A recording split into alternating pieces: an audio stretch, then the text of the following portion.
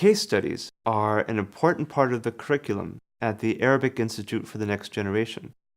This system takes a number of cases from actual high school Arabic teachers around the country. They were interviewed to find out how their classes were going, what they thought went well, what the schools they're teaching at were like, what their problems are. And from these were created a series of write-ups of cases that tell us a little narrative about these teachers, how they got to the schools they're at, what it's like now. These are assigned to the students, and they go home and they read about these cases, and then we come in and discuss them. They're not necessarily a single problem. It's not necessarily a what would you do sort of case, but more it brings out an array of issues. So in one case, you might be able to talk about what is a charter school like versus a public school if this teacher teaches at a charter school, but also issues like how do you come in as a new teacher replacing a well-established teacher?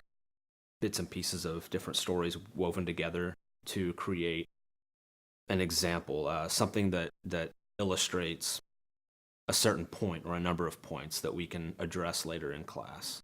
There is no textbook out there that is for training high school Arabic teachers, much less any one commonly used textbook for teaching high school Arabic. So I think it is doubly important that we're running a program like this.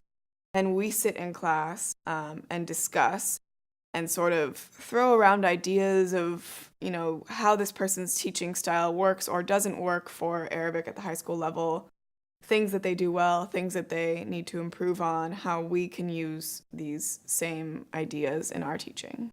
Let's talk about the sheikha. Start with the school. No, let's start with the teacher. She's awesome? You love her? Yeah? You want to be her friend? Maybe? Okay. What's her name? Hannah. All right. Hannah what? Bernstein.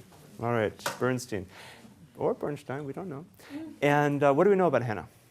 She loves Arabic. How much does she love Arabic? She loves it so much. Can you picture her? Yeah. What does she look like? Forget about the description. Like, what's in your head when you think about Hannah? She's what? She's a blonde, or she's black hair, dark hair, a bit of a hippie. Yeah. What else? When you picture her in your head? Young, enthusiastic. Young and enthusiastic. I saw her more as old. Older. Really old. Like old? Yeah. Okay.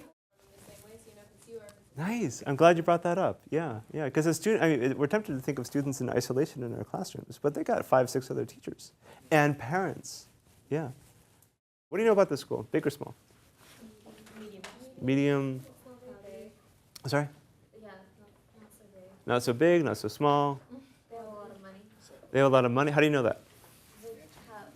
It's in an affluent school district. Oh, okay. So property tax from the district goes to the school, right? How's the school building? Nice new school building? 4-story. 4 stories. Nice. How many? Is that a lot or a little? Medium?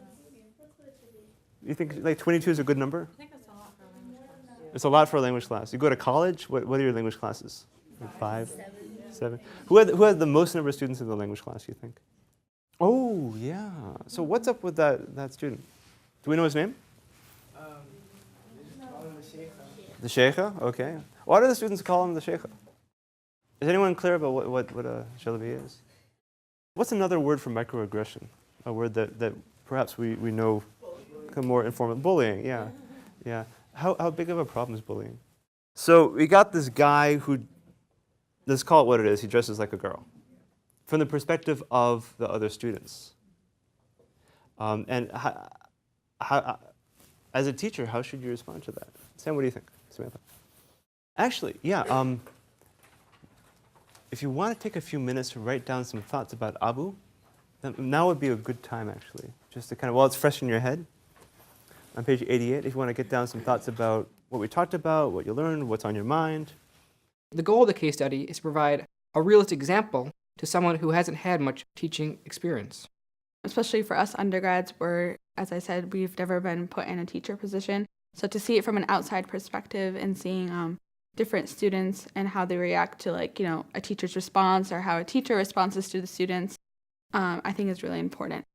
the discussions have really allowed all of us to kind of pull our ideas together and work off of each other. And even myself within the discussions, I'll come in with an idea. And after hearing a few of my classmates, that idea will have changed completely.